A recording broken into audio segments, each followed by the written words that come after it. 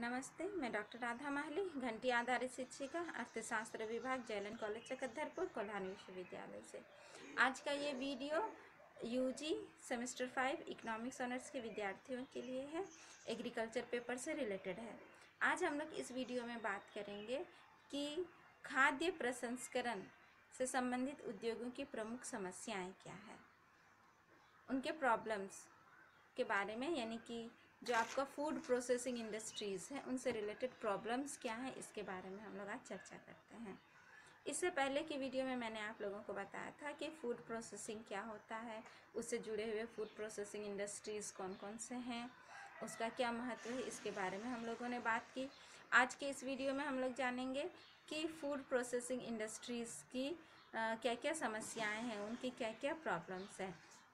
तो हम लोग कुछ प्रॉब्लम्स के बारे में बात करना शुरू करते हैं। सबसे पहले तो हम लोग देखेंगे कि हमारे भारत में जो खेती होती है तो वो खेती पुराने ढंग से की जाती है, परंपरागत रूप से की जाती है, जिसके चलते क्या होता है कि इसकी उत्पादकता जो होती है वो कम हो जाती है।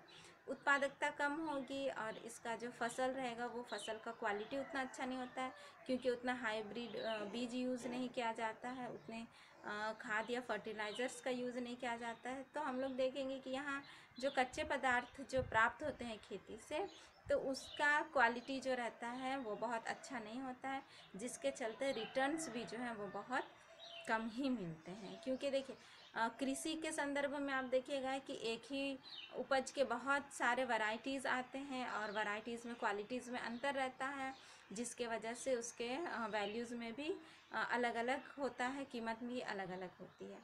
तो यहाँ सबसे पहली प्रॉब्लम्स जो है हमारे इंडिया में वो ये है कि खेत से जो भी चीज़ें निकल के आती है तो उसका क्वालिटी बहुत अच्छा नहीं रहता है, जिसके चलते उसका रिटर्न्स जो है वो कम हो जाता है। फिर हम लोग आगे देखते हैं कि फूड प्रोसेसिंग इंडस्ट्रीज़ के लिए जो भी आवश्यक भौतिक संसाधन है तो उनकी भी कमी होती है। आवश्यक भौतिक संसाधनों की कमी के अंतर्गत आप देखिएगा कि परिवहन जो है, ट्रांसपोर्टिंग फैसिलिटी सही नहीं रहती है। तो ट्रांसपोर्टिंग फैसिलिटी सही नहीं होने के चलते उनको समय पर एक स्थान से दूसरे स्थान भी नहीं लाया जा सकता, तो ये भी एक समस्या है। और जैसा हम लोग यहाँ पहले बात कर रहे थे कि परंपरागत ढंग से खेती की जाती है, जिसके चलते हमारी जो खेती जो है वो मौसम पर डिपेंड रहता है। तो कभी अच्छी बारिश होती है, कभी बुरी बारिश होती है, तो जिसके चलते भी फसल जो है वो प्रभावित होता है।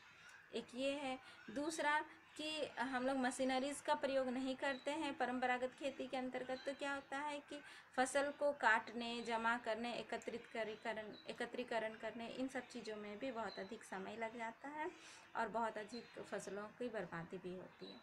फिर भंडारण की जो कमी है, भंडारण की असुविधा, ये भी एक प्रॉब्लम है। खेत के पास भी उसके पास सही भंडारण करने के लिए जगह नहीं है किसानों के पास, और ना ही घर में सही भंडारण करने की व्यवस्था है। तो ऐसे में क्या होता है, कृषि से संबंधित पदार्थ जो है वो खराब होने लग जाते हैं। फिर यहाँ हम लोग देखते हैं कि अगर हम लोग इसका डिस्ट्रीब्यूशन से रिलेटेड हम लोग समस्याओं के बारे में बात करें तो हम लोग देखते हैं कि फूड प्रोसेसिंग के लिए जो आधुनिक परिवहन सुविधा होना चाहिए, ताकि जल्दी फूड सामानों को जल्दी से पहुंचाया जा सके, तो उन चीज़ों का भी अभाव है। और अगर हम लोग आधुनिक परिवहन का इस्तेमाल करते हैं तो उसकी लागत भी अधिक आती है और किसान लोग इतना लागत नहीं दे पाते हैं। फिर सबसे बड़ी समस्या जो हमारे भारत में है वो है कोल्ड स्टोरेज की कमी है यहाँ पर, क्योंकि जैसा फल सब्जी वगैरह अगर इनको मुरझाने से रोकना है, इनको ख़राब होने से बचाना है, तो इसके लिए कोल्ड स्टोरेज होना चाहिए, और कोल्ड स्टोरेज के साथ ही इनका ट्रांसपोर्ट पॉसिबल होना चाहिए एक जगह से दूसरे जगह, तभी जाके इनको स्टोर किया जा सकता है बढ़िया से। तो इस तरह से कोल्ड स्टोरेज जो होता है, शीतगृह जो होते हैं वो बहुत कम है गांव देहात स्तर में।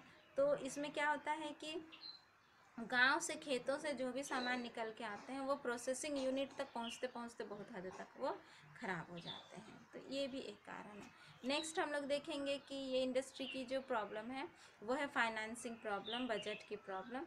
तो इसको सही वित्त नहीं मिल पाता है गाँव में लोगों को, और इसी के लिए भी ये बहुत अधिक विकास नहीं कर पाता है, क्योंकि फूड प्रोसेसिंग से रिलेटेड अगर कुछ मशीनरीज़ या कुछ चाहिए तो उनका आयात करना पड़ता है और उसकी कीमत भी अधिक लगती है, तो ये है।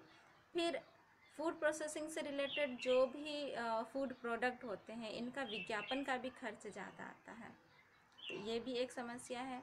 दूसरा हम लोग देखते हैं कि जैसे जैसे हम लोग इन फूड प्रोसेसिंग के अंतर्गत फूड को डालते हैं, तो हर स्टेप में, प्रोसेसिंग के हर स्टेप में इसका जो है कीमत बढ़ते जाता है। तो कच्चे में जब हम लोग उसको ख़रीदते हैं तो वो कम दाम में मिलता है, और प्रोसेसिंग क्या हुआ जब लेते हैं तो वो ज़्यादा दाम में मिलने लगता है। तो गरीब स्तर के लोग या कम आय वाले लोग इन प्रोसेसिंग किए हुए फूड को ख़रीदना नहीं चाहते हैं, क्योंकि इसकी कीमत जो होती है वो बहुत अधिक होती है। दूसरा हम लोग देखते हैं कि हमारे जो परंपरागत सोच है, दिमाग में ये बैठ गया है कि नहीं, जो भी फ्रेश है, जो ताज़ा है, उन्हीं चीज़ों को खाना चाहिए। जिसको सुखा के रखा गया है या जिसको स्टोर करके रखा गया है, वो सेहत के लिए ठीक नहीं है। तो ये भी एक दिमाग में भ्रम बना हुआ है, जिसके चलते भी लोग ताज़ा खाना ज़्यादा पसंद करते हैं, वो जो पैकेट फूड रहता है उसके बदले में। फिर यहाँ हम लोग देखेंगे कि जो फूड प्रोसेसिंग से रिलेटेड जो फूड्स आते हैं, इनकी कीमत में भी प्रतिदिन बदलाव होते रहता है, चेंजेस होते रहता है। तो जिसके चलते उपभोक्ताओं में भी असंतोष फैलने लगता है, और वो इनको अधिक खरीदना नहीं चाहते हैं। फिर यहाँ पर ये है कि फूड प्रोसेसिंग इंडस्ट्री जो रहता है, इसमें जो भी कच्चे माल आते हैं, ये खासकर मौसमी आधारित रहते हैं। तो जब मौसम आता है इसका, तभी वो इंडस्ट्री जोर पकड़ते हैं। जब इसका मौसम चला जाता है तो फिर वो इंडस्ट्री स्लो मौसम में चले जाते हैं। तो ये भी इसकी एक समस्या है। लेकिन अगर उन इंडस्ट्रीज़ में कुछ वैकल्पिक अरेंजमेंट हो कि एक सीज़न में एक चीज़ आए तो उससे रिलेटेड प्रोसेसिंग हो, फिर जब थोड़ा सा खाली रहे तो कुछ दूसरा चीज़ किया जाए, तो शायद बेहतर ज़्यादा आय आमदनी हो सकती है। तो ये हम लोग देखते हैं, ये भी इसकी एक समस्या है। फिर हम लोग नेक्स्ट देखते हैं कि यहाँ पर इस तरह से कोई कोल्ड चेन का सिस्टम नहीं है जो लगातार इसका टेम्परेचर को मेंटेन करके रखे और एक जगह से दूसरे जगह उसको वो पहुँचाए।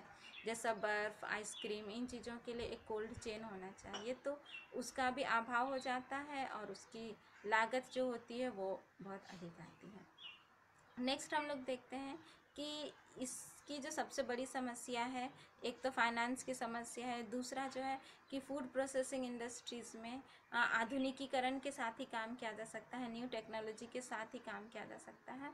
तो न्यू टेक्नोलॉजी के साथ काम करने के लिए फाइनेंस की ज़्यादा ज़रूरत पड़ती है, बजट की ज़्यादा ज़रूरत पड़ती है, और इस उद्योग में बजट की कमी रहती है। और इसका दूसरा बात यह है कि जो भी फूड प्रोसेसिंग से रिलेटेड जो भी खाद्य आते हैं, उसका बाज़ार जो होता है वो सीमित रहता है, बहुत अधिक विस्तृत बाज़ार नहीं रहता है। इसके चलते जो निवेशक हैं वो लोग इसमें बहुत ज़्यादा पैसा निवेश करना नहीं चाहते हैं, क्योंकि बाज़ार का रूप जो रहता है वो छोटा रहता है। एक और तो इससे रिलेटेड मार्केट का आकार छोटा रहता है, और दूसरा हम लोग देखते हैं कि इसमें ज़्यादा खर्चे लग जाते हैं, आधुनिकीकरण के संदर्भ में ज़्यादा खर्चे इसमें पड़ जाते हैं। और जैसा कि मैंने आपसे थोड़ी देर पहले भी कहा कि फूड प्रोसेसिंग हो के जो चीज़ बन के रेडी होता है, तो गरीब वर्ग के लोग इसका इस्तेमाल नहीं कर पाते हैं, क्योंकि इसकी कीमत थोड़ी अधिक हो जाती है। तो कुछ ऊंचे वर्ग के लोग ही इसका इस्तेमाल कर पाते हैं, तो इस तरह से इसका डिमांड भी बहुत ज़्यादा नहीं रहता है। तो इस तरह हम लोग देखते हैं कि इसका डिमांड कम होने के चलते ये इसके बाज़ार को जो है वो सीमित कर देता है। तो इस प्रकार हम लोगों ने बात की कि फूड प्रोसेसिंग इंडस्ट्रीज़ की कौन कौन सी समस्याएं हैं, कौन कौन सी परेशानियां हैं। तो इसके बारे में हम लोगों ने यहाँ पर बात किया, और आप स्टडी करिए, पढ़िए, आपको और भी अच्छी जानकारी आपको मिलेगी। तो आज के वीडियो के लिए इतना ही। अगले वीडियो में मैं फिर उपस्थित होंगी, तब तक के लिए धन्यवाद।